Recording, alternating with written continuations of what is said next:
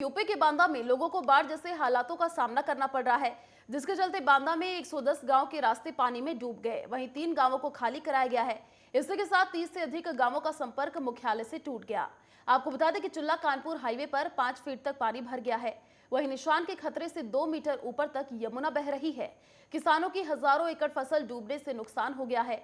वहीं प्रशासन की ओर से राहत और बचाव कार्य जारी है।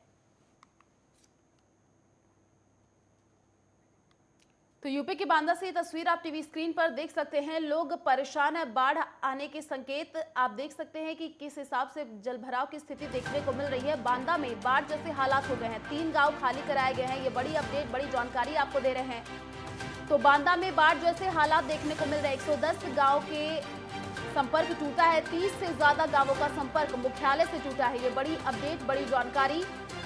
चिल्ला कानपुर हाईवे पर 5 फीट तक पानी भरा है। बांदा में अब बाढ़ जैसे हालात देखने को मिल रहे हैं। खतरे के निशान से 2 मीटर ऊपर गंगा नदी बह रही है। तो प्रशासन की ओर से राहत बचाव कार्य जारी है। किसानों की हजारों फसल डूबने के नुकसान भी बताए जा रहे हैं। ये बड़ी जानकारी, बड़ी अपडेट आपको दे रहे हैं। प्रशासन की ओर से राहत बचाव कार्य जारी है। तो यूपी के बांदा से ये तस्वीर आप टीवी स्क्रीन पर देख सकते हैं। बांदा में बाढ़ जैसे हालात देखने को मिल रहे हैं। 30 से ज्यादा गांवों के संपर्क टूट चुके हैं। तो 3 गांव खाली कराए गए हैं। तस्वीरों के माध्यम से आप समझ सकते हैं कि बाढ़ जैसे हालात देखने को मिल रहे हैं। पानी में लोग तैरते हुए नजर आ रहे हैं। 110 गांव के रास्ते पानी में डूबे हुए हैं। तो 30 से ज्यादा गांवों का संपर्क मुख्यालय से टूटा है। बांदा में बाढ़ जैसे हालात, ये बड़ी अपडेट, बड़ी जानकारी आपको दे रहे हैं। चिल्ला कानपुर हाईवे पर 5 फीट तक पानी भरा है। तो खतरे के निशान से 2 मीटर ऊपर गंगा नदी बह रही है।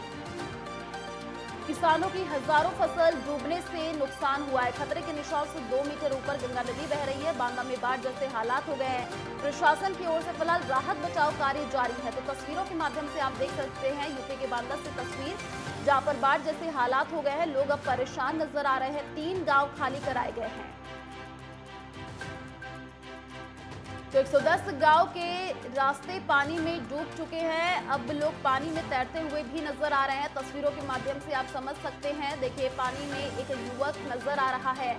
चिल्ला कानपुर हाईवे पर 5 फीट तक पानी भरा है। बांदा में बाढ़ जैसे हालात देखने को मिल रहे हैं।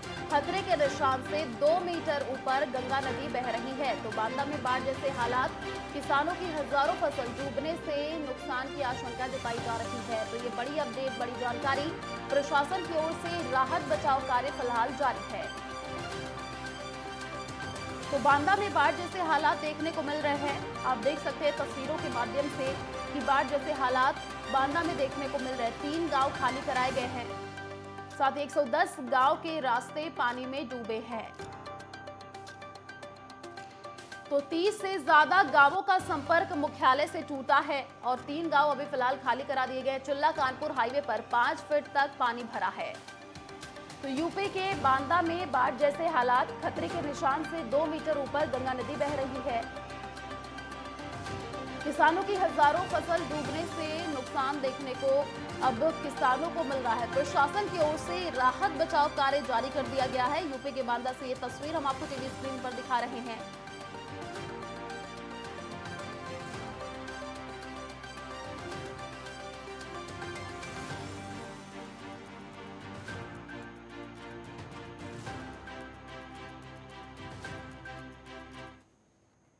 और अधिक जानकारी के लिए संवाददाता अनवर राजा हमारे साथ लाइव जुड़े हुए हैं बांदा से। अनवर, अभी क्या तस्वीरें फिलहाल देखने को मिल रही हैं? बांदा में बाढ़ जैसे हालात देखने को मिल रहे हैं। हमने तस्वीरों के माध्यम से दिखाया कि कुछ युवक वहां पर पानी में तैरते हुए नजर आ रहे हैं। प्रशासन की ओर से लगातार राहत बचाव कार्य जारी है। फिलहाल क्या अपडेट मिल पा रही है?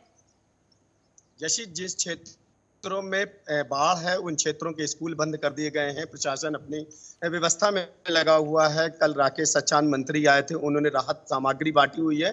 हालांकि 110 गांव का रास्ता कट गया है और 3 से 4 गांव ऐसे हैं जिन्हें पूरी तरह से खाली करा दिए गए हैं और लगभग आधा सैकड़ा गांव ऐसे हैं जिन्हें अलर्ट कर दिया गया है कि उन्हें खाली कर दिया जाए। हालांकि प्रशासन चारों तरफ से मुस्तैद है। पनडुब्बियां लगाई गई हैं, राहत सामग्री बांटी जा रही है।